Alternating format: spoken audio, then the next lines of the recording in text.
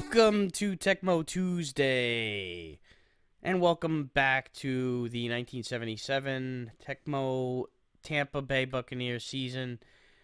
We are in week number 11. Let's simulate these two games in week 12. I know it's weird the way they have it worked out. It's so that they can fit the 17-week schedule in a 14-game thing. Dolphins beat the Cardinals, and the Bears beat the Lions. I believe that's what that was. Yes, Bears won, so we have to win to stay pace with them. We are coming off of a tough loss to the Lions, and we're going up against the winless Atlanta Falcons this week, which has all the makings of a trap game. But we're not going to let that be the case. Alright, so because of this whole reformatting thing, are the Bears, are they not playing this week? Alright, so yeah, it does keep the whole thing roughly even. I was wondering if they would give them that extra game in hand, at least for the week. Alright, so let's simulate this and see what happens. Alright, so Steelers lose to the Jets in overtime. The Bengals beat the Giants. The Broncos beat the, I almost said the Ravens, the Colts. The Raiders beat somebody. I'm losing track. I lost myself in the whole, at the pace of it all, but whatever. I saw the Vikings got a win too over the Pack.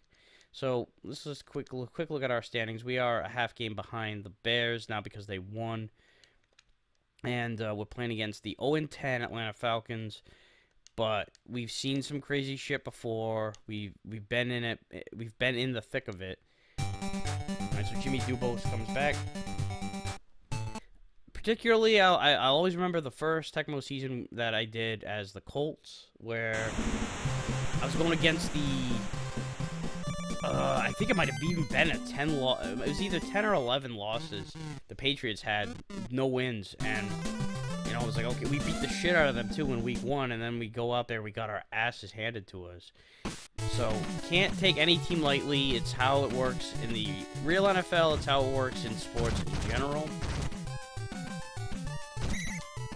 Particularly when the talent levels are as close as they are. Like, college, it's tougher to see the best teams get beat by the worst teams, because there is a huge, just a bigger gap in talent. The NFL, it's all the best players in the world, and even though you got teams that are better and are more top-heavy in talent, have better coaching, blah, blah, blah, blah, blah, it's still more evenly matched because it's all the best of the best.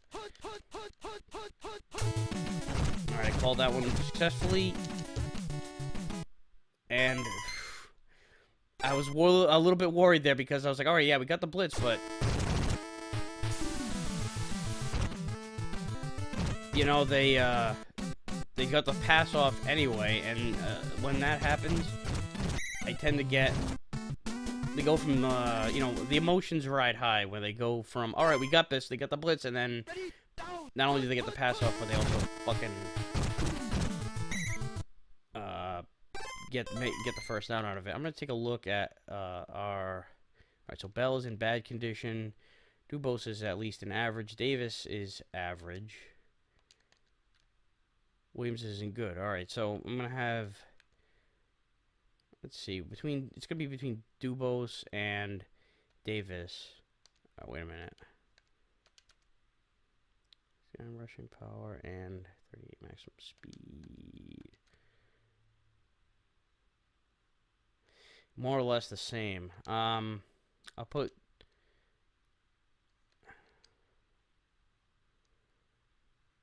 leave Davis in for now. Maybe I'll split the halves or something. Dubose is coming back from injury. Forgot whenever a player comes back from injury, it resets the lineups automatically. So you have to manually go in and make the changes. If you've made any changes, you know, alterations to how the original lineup was. Even if you know, yeah, if you go in and change what the default is, I mean, you can't really change what the default is. You can go in and make the changes prior to the game. Shit. Oh, what a catch. It's not going to matter, though. Oh, actually, it is, because it's third down. I don't know why I thought it was third down just now. I need to wake up here a little bit. Come on, Haggins. It's way too far. Oh. He got too excited with that pass and just launched it over his head.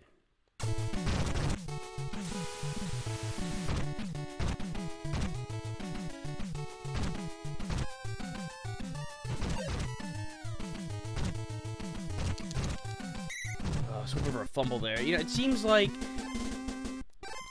fumbles happen more often than any other time when a kickoff returner or a punt returner is tied up in a tackle and then somebody else comes in and levels them. It seems like that is when fumbles happen the most often in this game. There's one right there. Come on, yes, we got it. And sometimes they just happen during a running play, too, a routine play. I fucked up the motion man there with that one, but he's going to get through and get a first. All right, so that's a nice way to end the quarter with a fumble recovery and a first down. Let's punch this sucker in.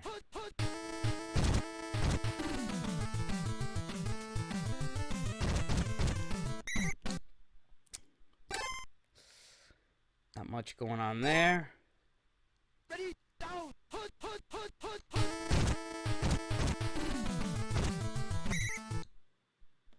All right, 3rd and goal. Actually, it's not 3rd and goal. Look at that. I could technically get a first down by getting to the half-yard line. Come on, you can do it. He did it. All right. Nice play by Anthony Davis. Getting us on the board. Had some slow starts the last couple games. But we gotta be like Tortuga. May start slow out of the gate, but finish first.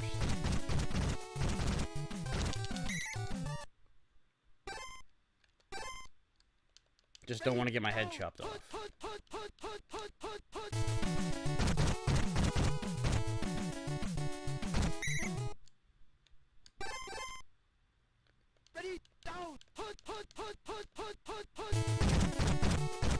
Oh, I got tied up. You know, it's like it wasn't even that I was faked out that time. I was reading that fake, but while I was staying at home, I got friggin' just blocked to hell.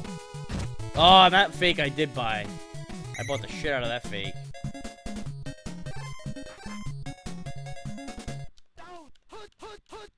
I don't think they actually run the... they got another freaking pass off from Blitz. I don't think they actually have the reverse. So that play right there is badly installed in their playbook. They should have a reverse, so that way... Oh, I just fucked that one up entirely. Because you're not gonna... once you see that that's the only play, and I should have known that before it even happened, that they don't have the reverse. Ugh, shed me and another defender. Alright, I called the shotgun. And we got the sack that time. Leroy Selman with the sack. It's the only shotgun play that they have too, so obviously it was a blitz. This time I did not call shotgun, so this will not be a blitz. Alright, I was in the right place at the right time that time. Yeah. This time I called the shotgun, and it's not a shotgun, so it has been...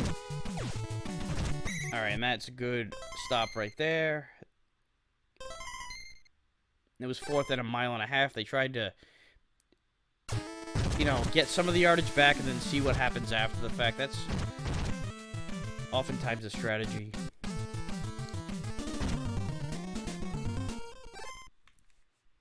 And that is a touchback.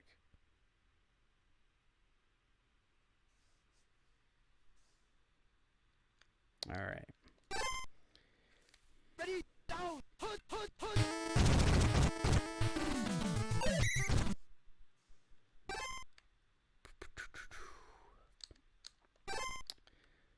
Ready, down, put. I gotta fucking move the ball here.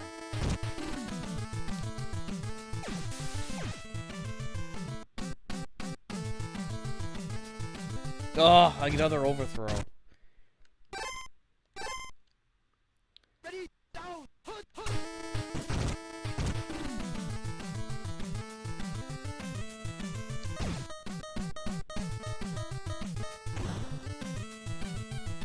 Oh shit! Oh! There was not enough time. As soon as I made the catch, too, I saw there were 3 of them. 3 defenders back there. It was almost like they allowed me to make the catch just so that way they could close in and make the tackle and make sure that I didn't score. Yeah, it's too bad I didn't get that play on the one before it.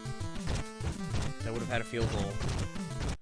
At least would have had a field goal attempt. So, you know, it's been, we've been doing really well defensively here. We've got to get more out of it, and that is a nice run right there to set up second down. Set up the second play of the drive. This is to set up how things are going in the second half. Oh, shit. Oh, he was open too. It was an awkward passing situation. Like an awkward pass. I'm sure that the ball came out weird. Oh, that fucking pressure. All right, nice little run there.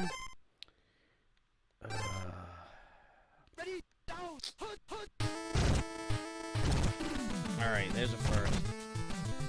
And breaks the tackle. It gets more out of it. Nice run by Davis. You know, I was gonna put Dubos in, but after that, right there. You know, he's earned to keep things going the rest of the game. You know, you don't take out the guy who's red hot. And this is a touchdown. Almost, actually, you know, I spoke too soon, almost. With, the defender almost got to him. But it is a touchdown, in fact, and that makes it a nice, comfortable lead at 14-0. But there's still a lot of time left. That was only the first drive of the half. Although we did kill about half the quarter. So that was exactly what you want. Whenever you're up a score like that, you can't ask for much more than on the first drive of the half to drive down, score a TD, and kill some clock.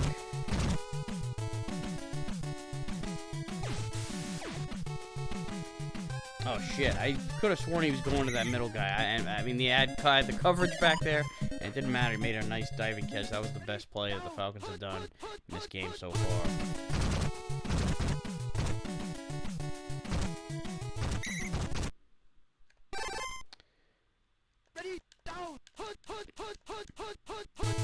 Plenty of time left. If they can score on this drive, they're definitely still, there's still enough time to make something happen. So here we go, third down.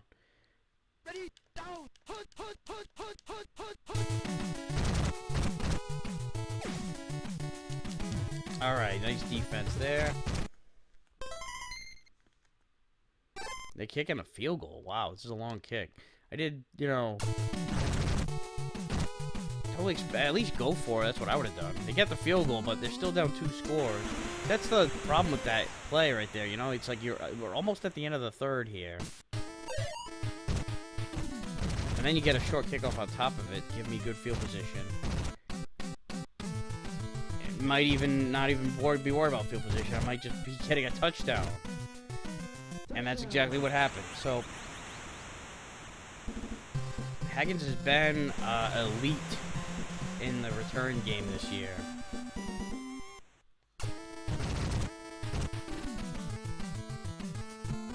So I guess the field goal doesn't, you know, it's like it would have been way more demoralizing for them to get within a touchdown. You know, make it 14-7. It's a 1-score game, and you know, going into the fourth quarter, the momentum is shifting, and then, you know, have it all just blow up in your face with a kickoff return for a touchdown. So the fact that it wasn't even a touchdown, that it was a field goal that I got, that they got, and it's a fumble, and now we're just, you know, now it's all just been blown up in their faces here now.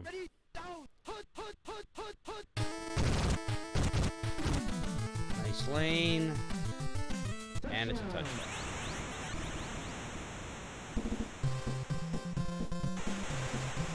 This was a great way to, you know, rebound and not fall for the trap.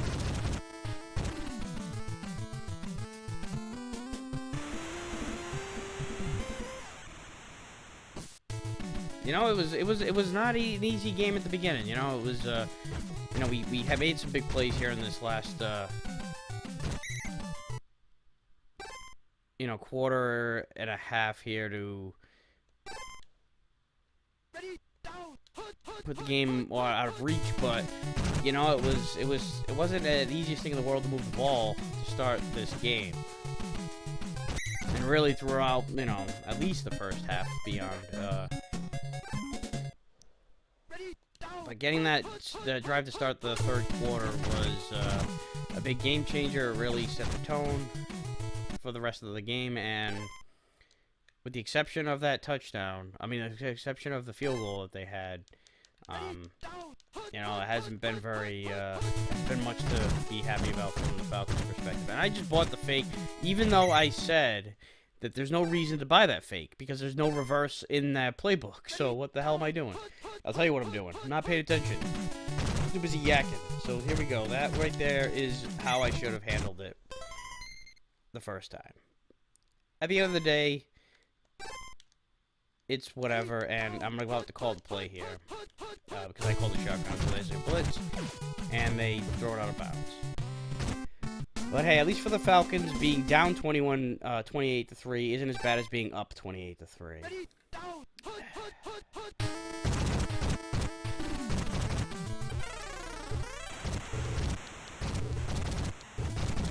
Now they got a fumble out of it.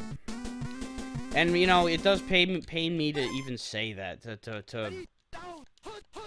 take a jab at the Falcons, because I fucking hated that Super Bowl so much, where they, you know, gave up the big lead to the Patriots. It pissed me off for days.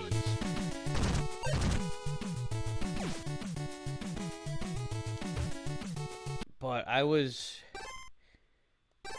more than anything else, I was pissed off at the Falcons for even blowing it. Like, they should not have had... they had no business fucking that lead up. And they fucked it up just as much as the Patriots. They had just as much to fuck it up as the Patriots did to come back. And now I'm, you know, it's like I'm winning 28-3.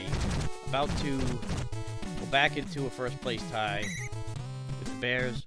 And I'm getting myself all worked up because I'm thinking about that Super Bowl, and it's a lot of it is because I did it to myself. I shouldn't even have mentioned it, but here it was. The score was 28-3. I feel like it's my duty to change that score, and this is why people put backups in. I left him in there. I said, "Oh, you know, gotta leave the red hot guy in there," but you know, I'll put Dubos in. Just. Because, you know, he's back and all that. Give him a couple reps.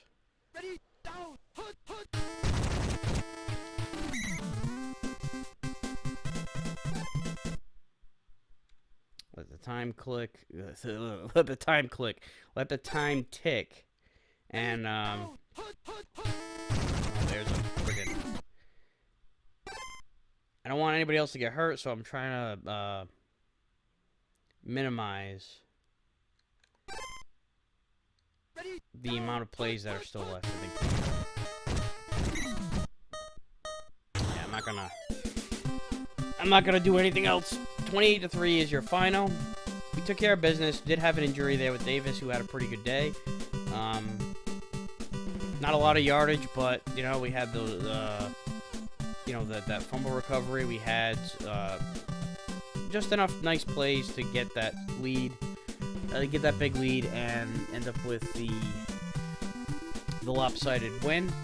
Like I said, it was fairly close in the first half. There wasn't a lot to speak of offensively, but we did what we had to do, and sometimes that's all you need. So, Redskins beat the Cowboys, the Chargers beat the Seahawks, the 49ers lose to the Saints, and that will conclude week number 11.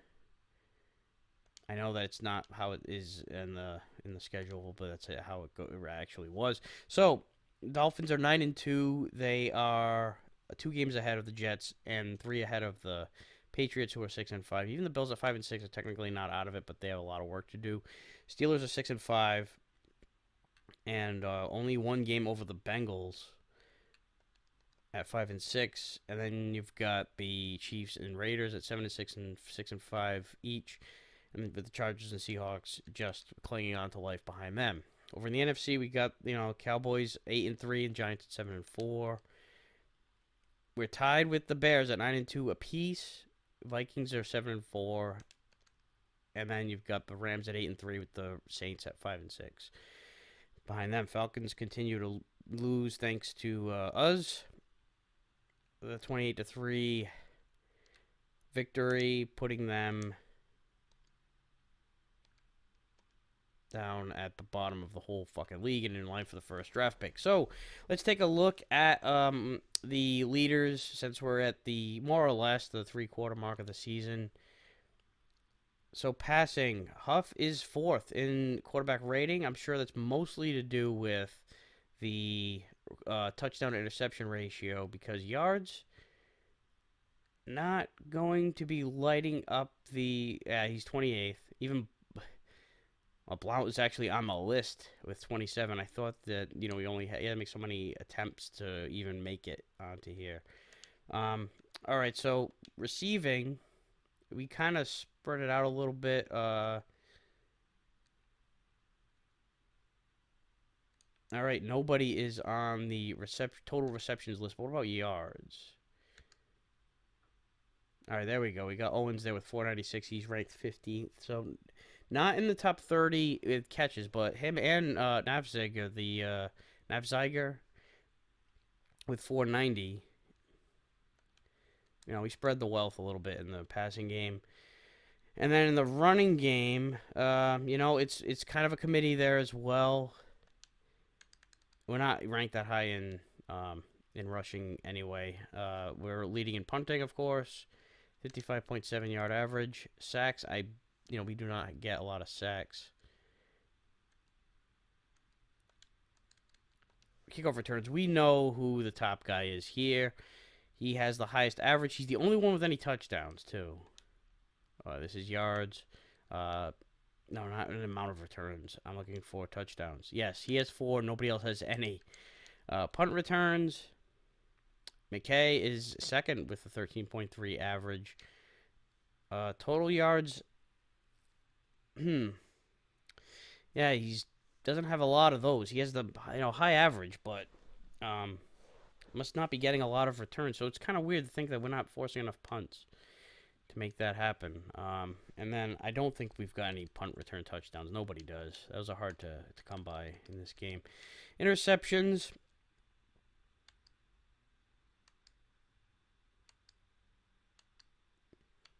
Not too surprisingly, we are not on the list. And then scoring. All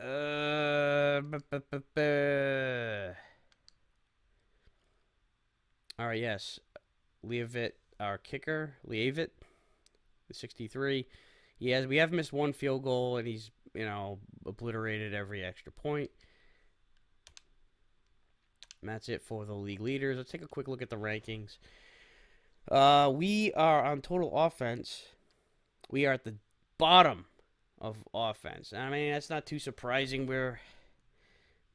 We struggle sometimes. We are dead last in passing offense, and we are 22nd in rushing offense. Defense, we're at the top. We're at the top of passing defense, and we are 26th in rushing defense. So definitely is a difference there. And look at that. 723 passing yards is what we've given up. That's half of the next best passing defense, the Eagles, 1493. That's saying something right there. Our pass defense is pretty fucking good. Not so much our rush defense. Anyway, that will do it for week number 11. We're getting there, folks. We're getting toward the end of the season. It's going to be interesting to see who takes the division. I think we're in really good shape for a playoff spot. I think even if we lose out, we'd still get in to the playoffs because it's pretty top heavy. But the division is definitely not ours at all. In fact, next week It's the Bears. We're playing against the Bears for first place. Whoever gets it will have first. Of course, tiebreak is point differential, but whoever wins controls their own destiny for the next 3 weeks. Well, actually, it would be 2 weeks after that because it would be, games 13 and 14. So whoever wins is in really good shape to take the division. So that's it for this week. We'll see you next time for that very important game. See you then.